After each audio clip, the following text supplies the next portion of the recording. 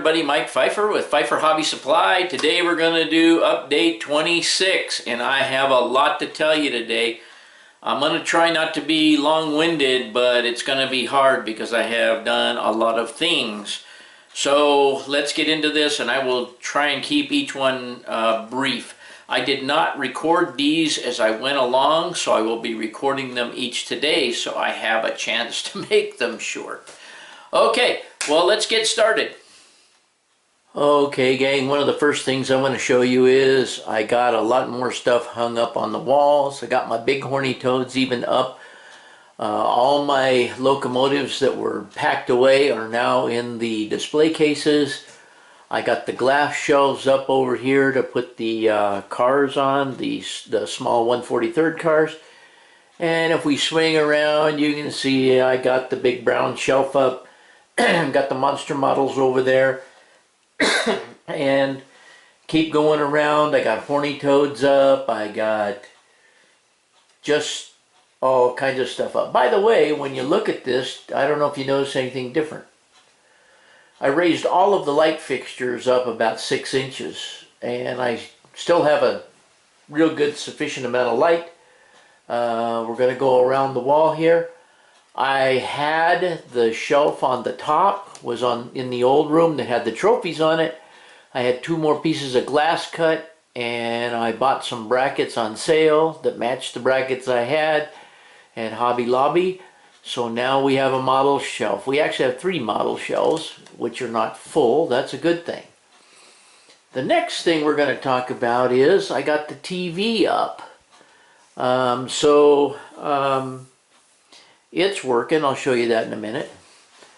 Just swing around. You can see there's my trusty torch again. Just a bunch of stuff hung up.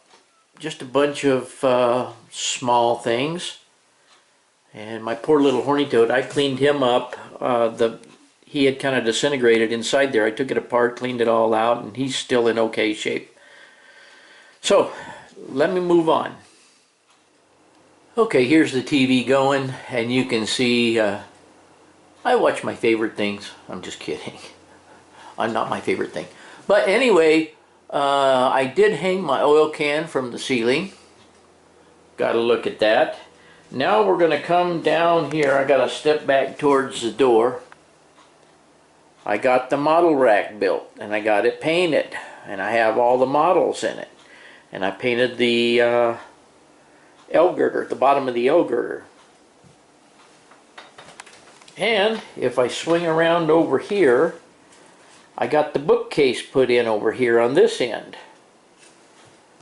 If I keep swinging around, I got the storage unit emptied out, and all these boxes down to there and all these boxes down to the floor over there are empty car boxes.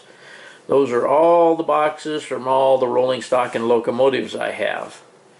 All this stuff is just stuff I still need to use. My track, it's all disorganized on the floor. A lot of electrical stuff, and you get the idea. There's things that I'm hanging up slowly but surely, but I am getting it hung up.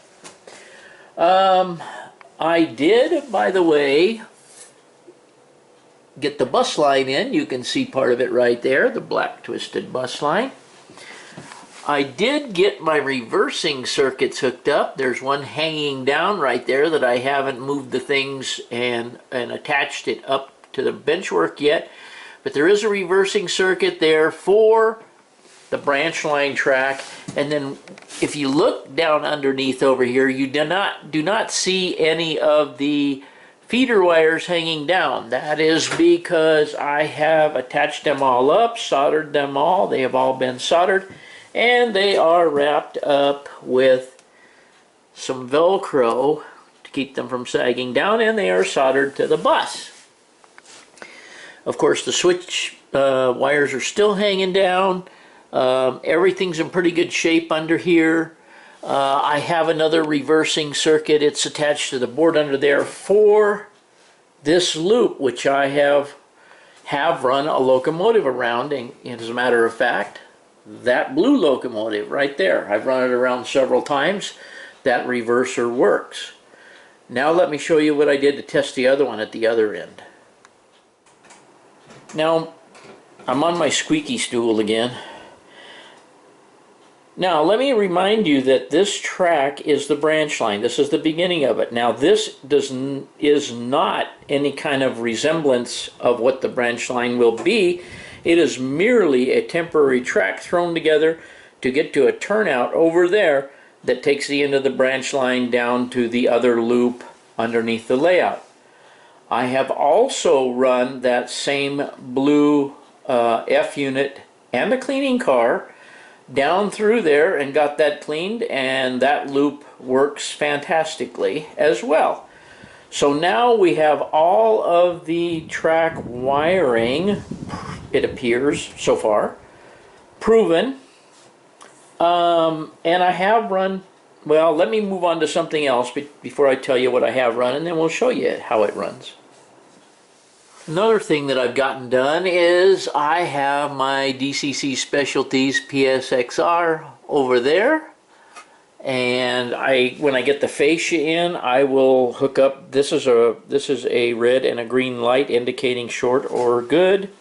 They will go back on. I have temporarily put a UP5 up here, and I have my DCC box sitting on top of the shelving unit that used to be on the old layout where I had all of the models.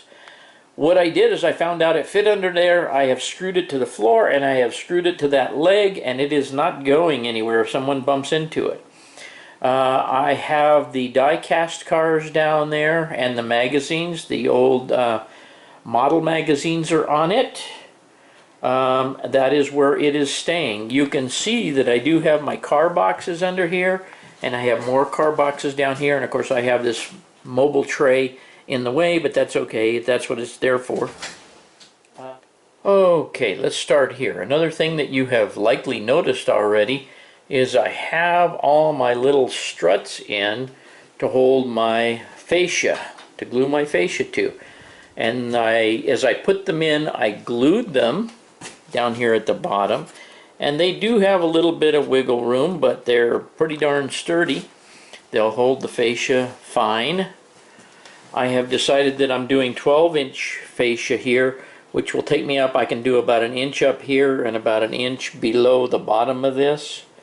And if you stand back here and you picture another inch down there, it'll pretty much hide the L girder, and I plan on painting all of that bottom L girder black anyway. So you can see that I have one on almost every stringer except that one right there, which I'm just going to bend the Masonite around that corner.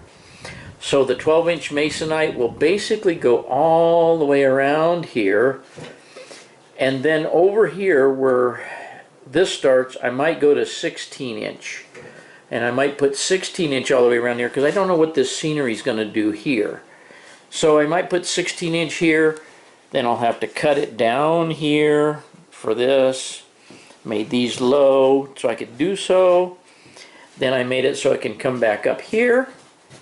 I made it so it can be as high as this if I want. I don't know exactly where I want it, but then here it can slope down into the canyon and back up and be as high as I want it, which is probably the height of the track there, all the way back to the wall. So you can see that that is on track. I'm trying to think if there's anything else I need to tell you. I mean, it seems like I zoomed through it awful fast, but that's kind of the way I wanted to do it today. But I am going to run a couple trains for you. I just want to let you know up front that I have had the front trucks on the U-boats, some coming apart somewhere here. And if they do, they do. We'll worry about that. But I'm going to take a few pictures of the trains going around. As you can see, they're both on sidings right now. And with my box hooked up, my Empire Builder hooked up, I do have the capability of running 2 trains on a throttle. So we're going to run a couple of trains for you, and I believe that that's all I'm going to have to tell you today. but it encompasses a whole lot of work. Okay, here they both are taking off out of the sidings on the main line.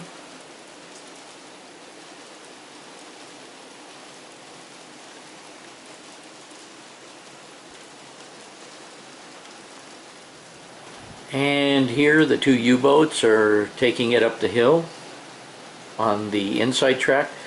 By the way, I just want you guys to know up front that although I have all these double crossovers and things, they're basically to navigate one place to another. This layout will typically be right hand running.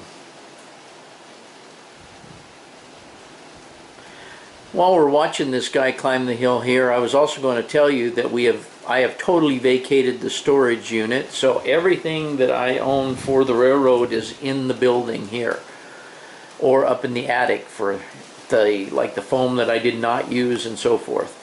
So everything's here. It's just a matter of hanging up some more stuff, getting stuff organized. You know, it's just an organizational thing. Do things as I need to do them. There's a good shot of my invisible glass cleaner, which I use to clean the glass shelves I put up. That's very exciting. That really needs to go back out in the shed, or out in the garage rather. We're going to follow this guy around this curve here and see if I can determine where he comes off the track, especially since the other one's down below right now. I did mess with the bridge here, so we may or may not have trouble with it. I don't know. It looks like lifting the bridge up slightly might have cured it, but as you can see, so far so good.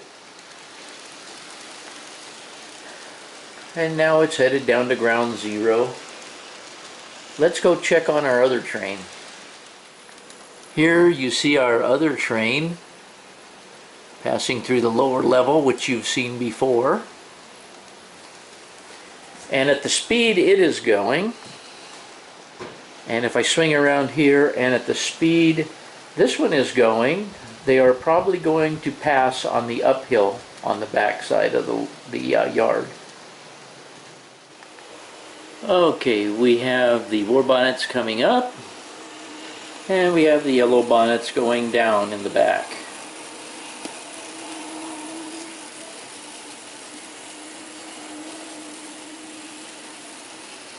I hear a little noise out of the yellow bonnets, so I think I need to take them apart and oil them up. But you can see them passing here. We'll get a couple more shots of the war bonnet going around here. We'll let it get up on top. And here's our U-boats going around the bottom. This is all not very exciting. I'm just showing you guys that it all works.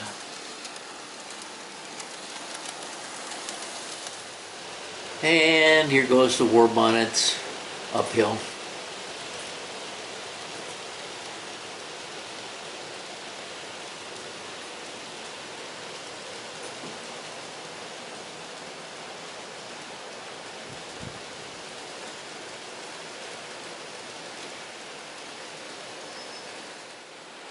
And as the war bonnets are coming up behind me over the bridges, here come the U-boats.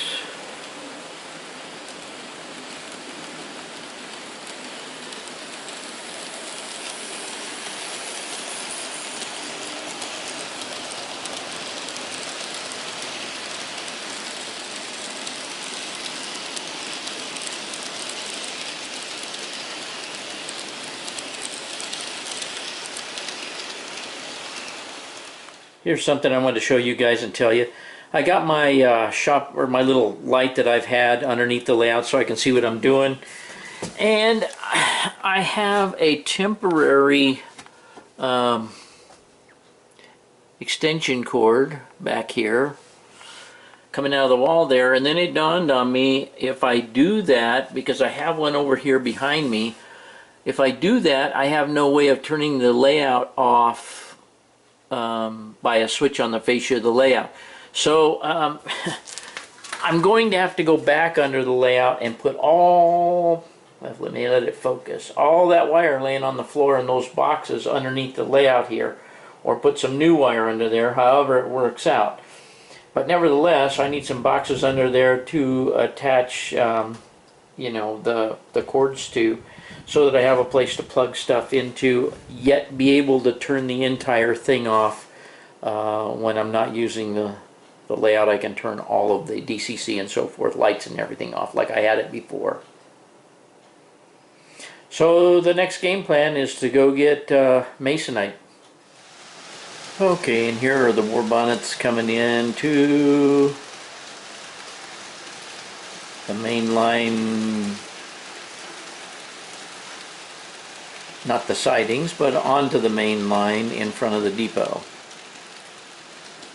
And we're going to stop them both here.